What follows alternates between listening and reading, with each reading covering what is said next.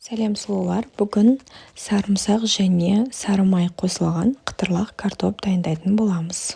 Ең алдымен картопты тазалап жуып, үстіне су құйып, жұмсақ болғанша қайнатып аламыз.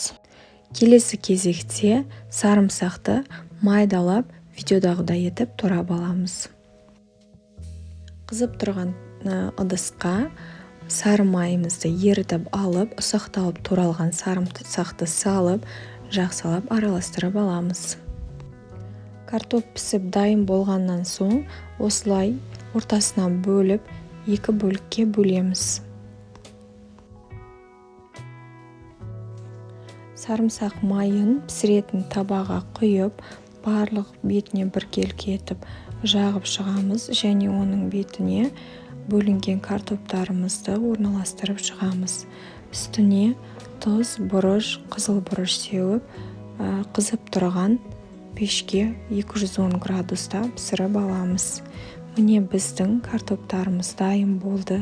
Дәмі өте керемет. Сіздер де мен ұсынған рецепт бойынша жасап көріңіздер. Баршаңызға ас болсын.